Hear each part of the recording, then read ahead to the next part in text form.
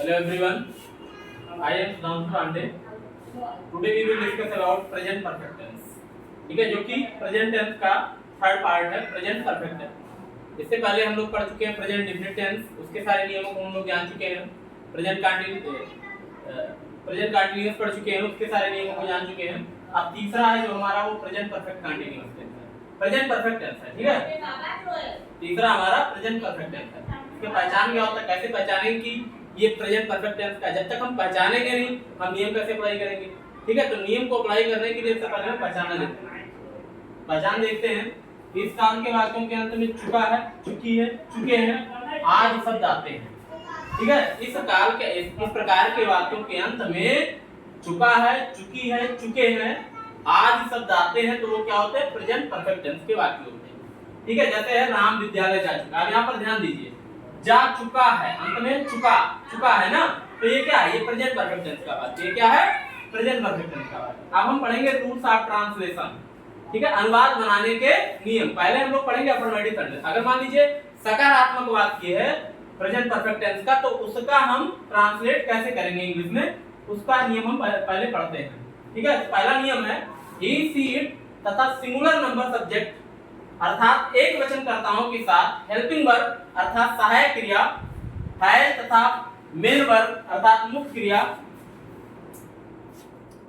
की तीसरी अवस्था third form of the verb का प्रयोग होता है। ठीक है, ही सीट तथा सिंगुलर नंबर सब्जेक्ट अर्थात एक वचनकर्ताओं के साथ हेल्पिंग वर्ब सहायक क्रिया हैज और मुख्य क्रिया की तीसरी अवस्था यानी third form of the verb का प्रयोग होता है। सेकंड नियम क्या है?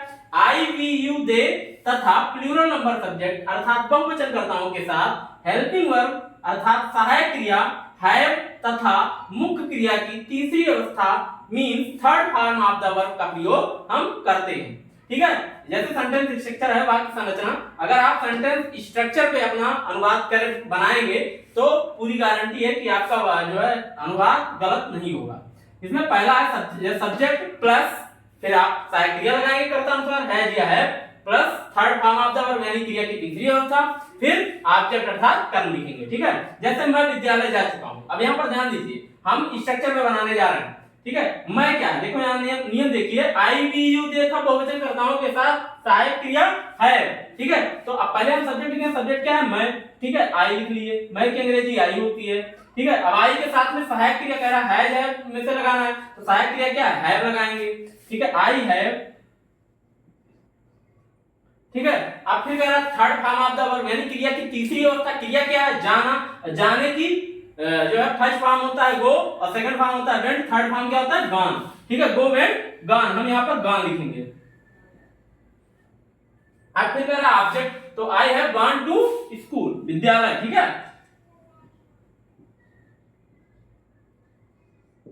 ठीक, अगला है वह पत्र लिख चुका है। अब वह की अंग्रेजी क्या होती है? ही होती है, सब्जेक्ट यही है। फिर हैज है, ही के साथ में ही सीट के तथा एक वचनकर्ताओं के साथ क्या लगता है? हैज लगता है, तो हम क्या लगाएंगे? हैज लगा देंगे। ठीक है, ही हैज। फिर third form of the verb लिखना, लिखना एक क्रिया है, तो लिखने की अंग्रेजी क्या होती है? राइट। राइट फर्स्ट फॉर्म होता है, सेकंड फॉर्म होता है रोट, थर्ड फॉर्म होता है रिटन। ठीक है, तो हम यहां पर रिटन लिखेंगे।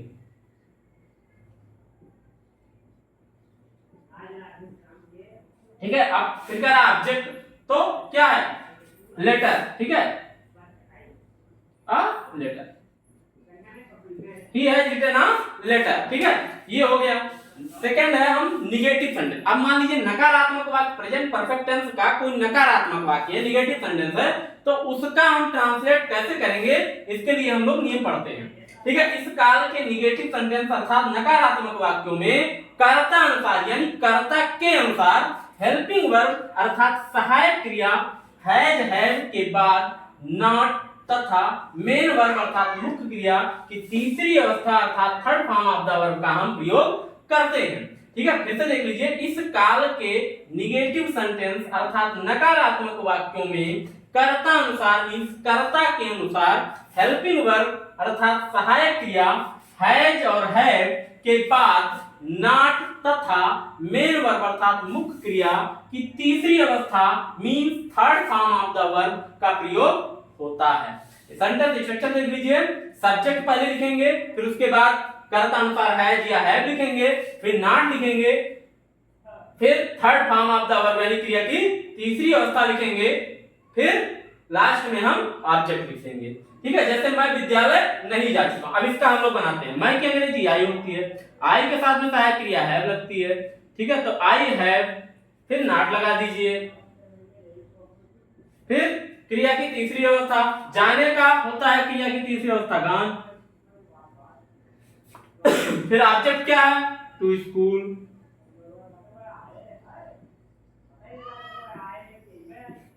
ठीक है, अब नेक्स्ट देखते हैं, वह पत्र नहीं लिख चुका है। ठीक है, तो वह की अंग्रेजी क्या होती है, ही होता है, ही लिख देंगे।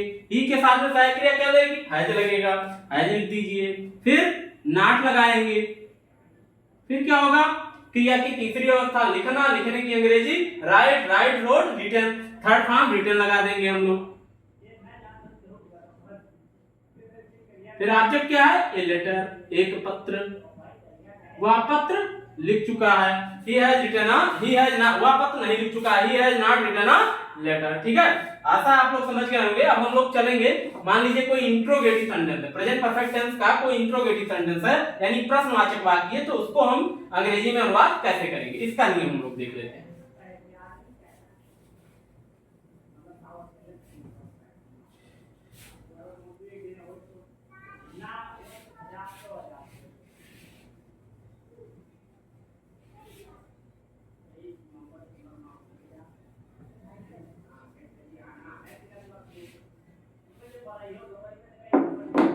ठीक है, देखते हैं इंट्रोगेटिव सेंटेंस।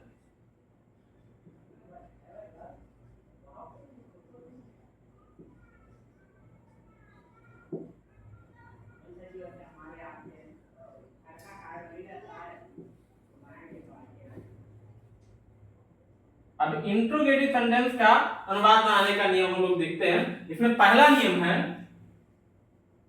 नियम नंबर 1, यदि वाक्य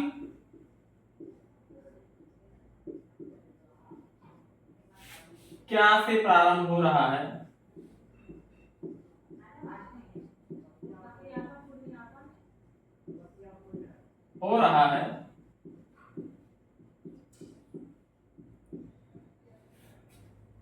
तो कर्ता अनुसार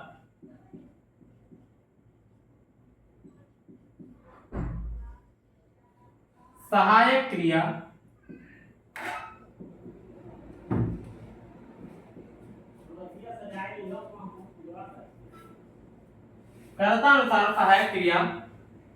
हैज या हैव को कर्ता से पहले लिखते हैं।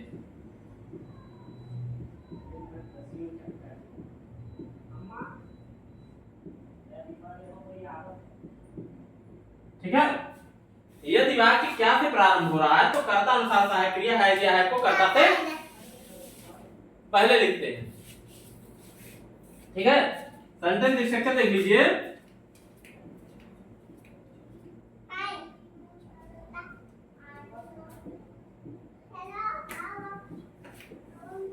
जैसे है, पहले आइडिया है plus subject plus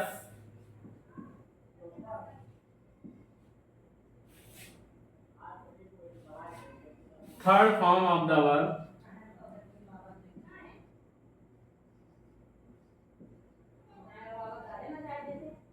plus object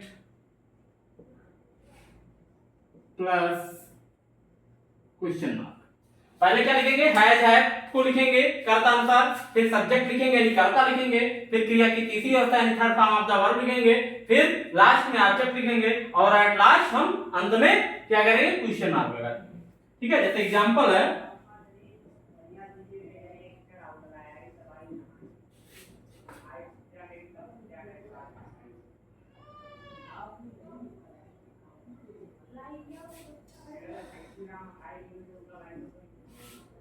क्या रमेश पत्र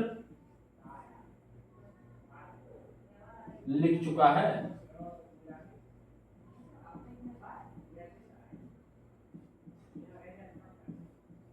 अब देखिए क्या रमेश पत्र लिख चुका है। आप देखो क्या शब्द वाक्य के प्रारंभ में आ रहा है, शुरुआत हो रहा है क्या से।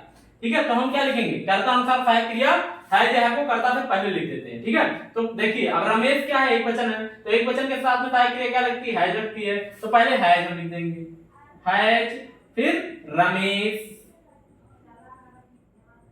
फिर verb third form. Verb third form क्या है, लिखना, लिखने की, लिखने का थर्ड फॉर्म क्या होता है, राइट और रिटन, रिटन लिखेंगे। ठीक है, रिटन, फिर ऑब्जेक्ट आ लेटर, फिर क्वेश्चन। ठीक है, has Ramesh written a letter. दूसरा नियम है हमारा, नियम नंबर 2, यदि प्रश्न सूचक शब्द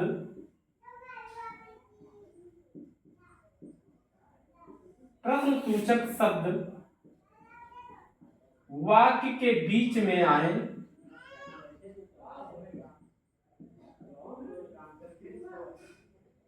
प्रश्न सूचक शब्द मीन्स क्वेश्चन वर्ड,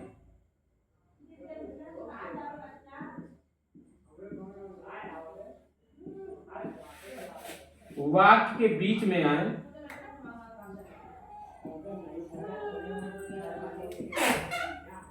वाक्य के बीच में आए तो सबसे पहले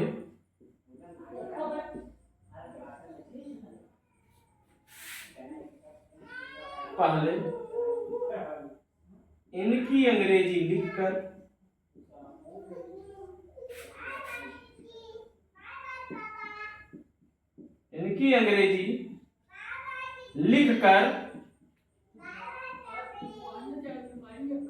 लिखकर कर्ता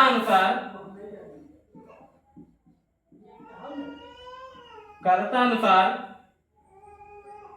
सहायक क्रिया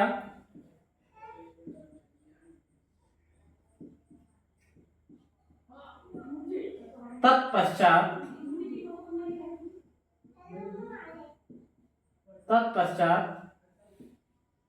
कर्ता को लिखते हैं।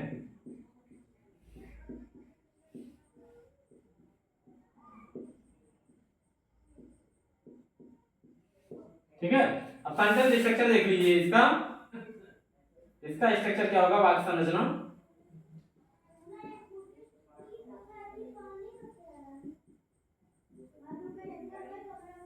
पहले क्या होगा, क्वेश्चन वर्ड,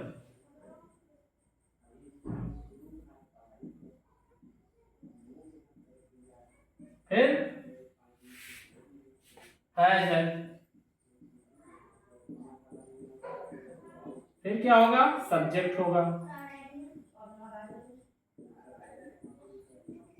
फिर third form of the verb.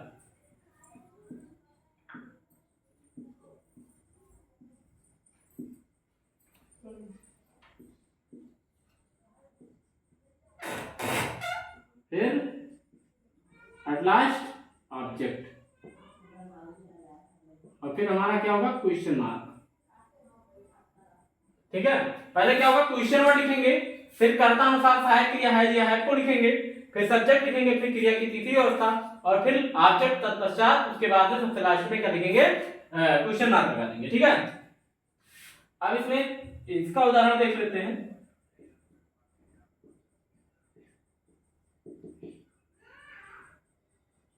इसका एग्जांपल देखिए,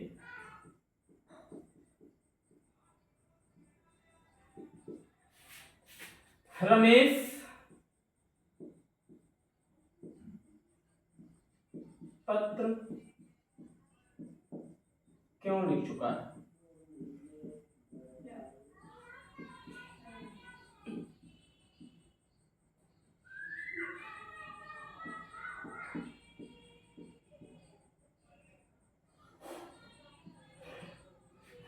ठीक है, अब देखिए यहां ध्यान दीजिए, रमेश का रमेश हो जाएगा, उससे पहले नहीं।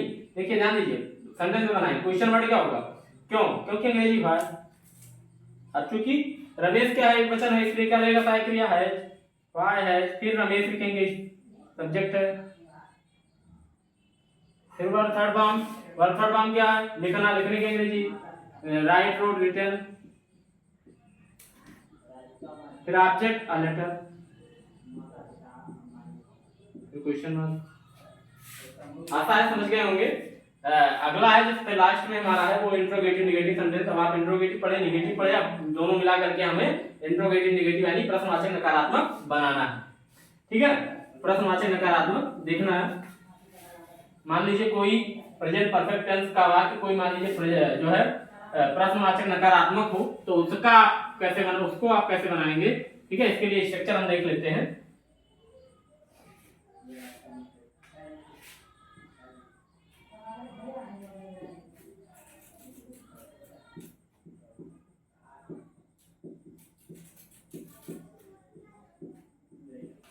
इंट्रोगेटिव निगेटिव सेंटेंस है।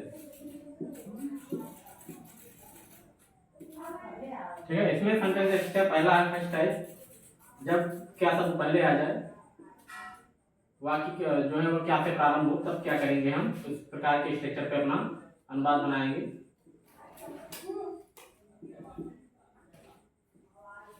इसमें देखिए पहले क्या होगा, कर्ता अनुसार सहायक क्रिया है या है होगा, फिर सब्जेक्ट होगा,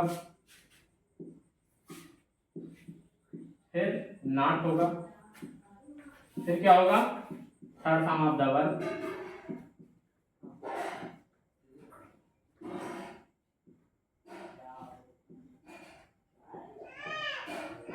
फिर क्या होगा, ऑब्जेक्ट होगा, अब जैसे लास्ट में क्या होगा, क्वेश्चन मार्क होगा।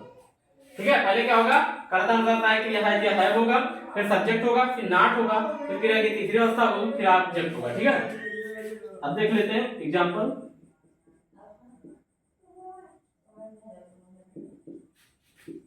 क्या रमेश पत्र नहीं लिख चुका है। अब देखिए, अब यहाँ रमेश एक वचन है, इसलिए सहायक क्रिया क्या लगेगी, है लगेगी पहले। ठीक है, फिर सब्जेक्ट क्या है, रमेश,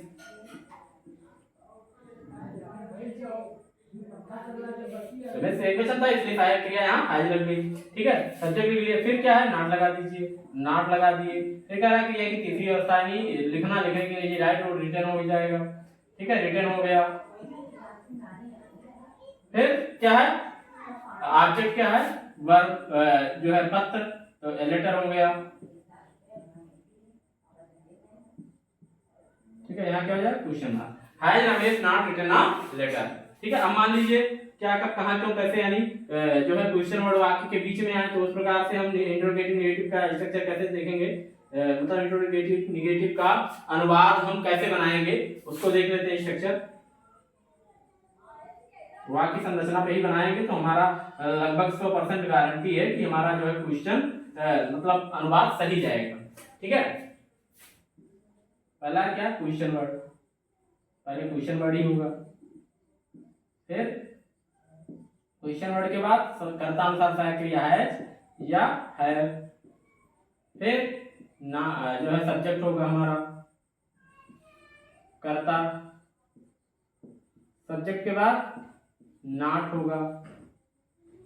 ठीक है, नॉट कभी भी लगेगा तो सब्जेक्ट के बाद ही लगेगा।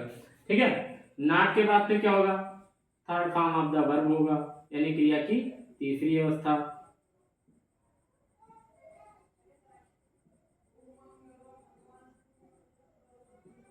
फिर क्या होगा, ऑब्जेक्ट होगा, और फिर लास्ट में क्या होगा, क्वेश्चन मार्क होगा। पहले क्या होगा, क्वेश्चन वर्ड यानी प्रश्नसूचक शब्द जो होगा उसकी अंग्रेजी लिखी जाएगी, फिर कर्ता अनुसार सहायक क्रिया है या है को लिखा जाएगा, फिर कर्ता लिखा जाएगा, फिर नॉट लगाया जाएगा, फिर क्रिया की तीसरी अवस्था होगी, और फिर ऑब्जेक्ट होगा यानी कर्म होगा, और फिर लास्ट में हमारा क्वेश्चन मार्क होगा। ठीक है, एग्जांपल देख लेते हैं।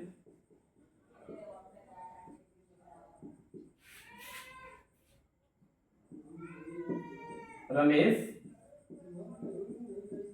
पत्र क्यों नहीं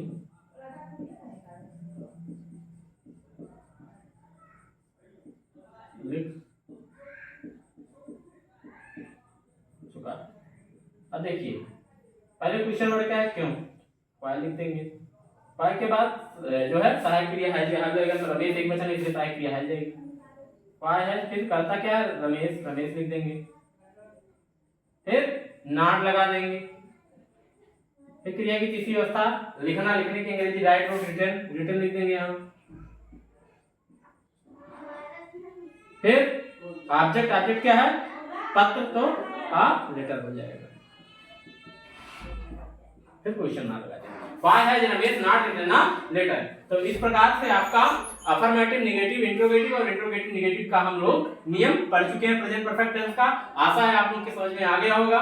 और आप लोग वीडियो को पूरा देखें, पूरा देखने के बाद वीडियो कैसा लगा आप लोग जो है कमेंट बॉक्स में अपनी प्रतिक्रिया जरूर दें। धन्यवाद।